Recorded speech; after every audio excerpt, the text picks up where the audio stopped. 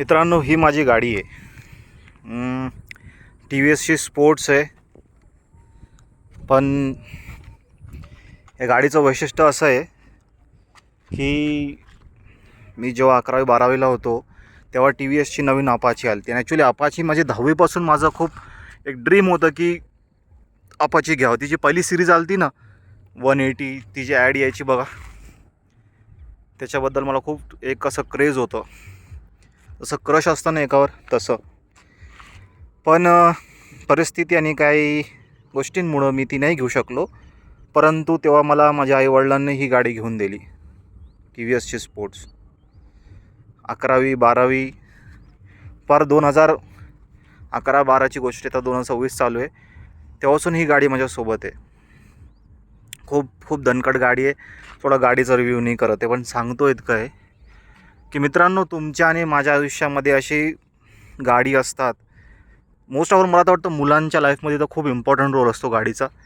कारण की ते एक सोबत मित्रासारखं असतं एक पार्ट, की आपल्या करिअरमध्ये तो एक नेहमी एक भाग उभा राहतो गाडीचा म्हटलं की.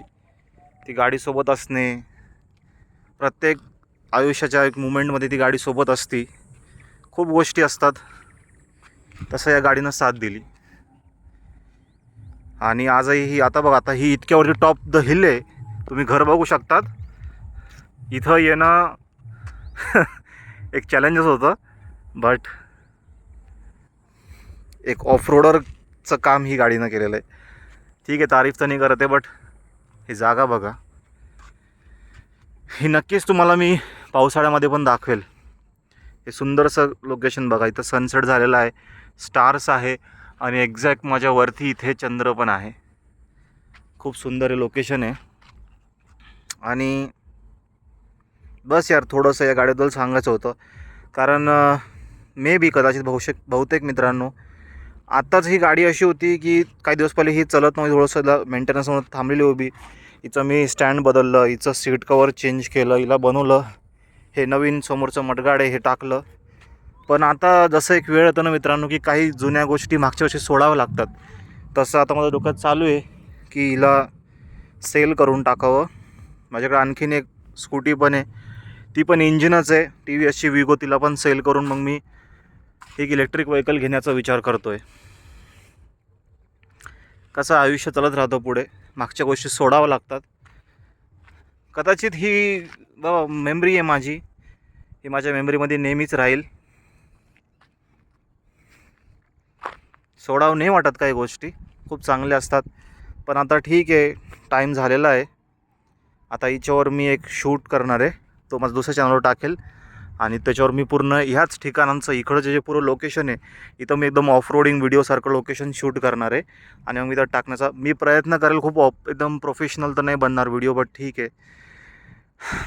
एक छोटंसं मनातलं बोलायचं होतं की बस या गाडीसाठी थँक्यू सो मच.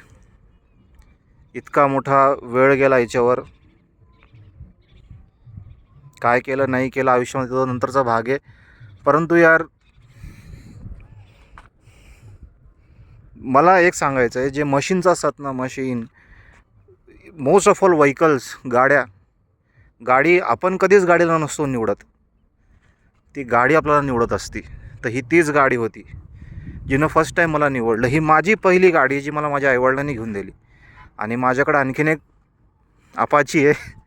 ॲक्च्युली नंतर ही गाडी घेतल्यावर माझं जे स्वप्न होतं ते मी पूर्ण केलं. मी अपाची 180 परचेस केली. माझ्या स्वतःच्या पैसे गोळा केले, त्याच्यातून जमा केले, कमवले त्याच्यातून.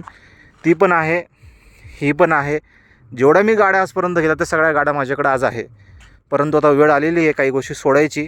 तर ठीक आहे, आता मी हिला सेल करून टाकन. पण ही व्हिडिओ माझ्या मेमरीमध्ये हमेशा राहील, कारण की ही गाडीनं खूप साथ दिली मला. थँक्यू.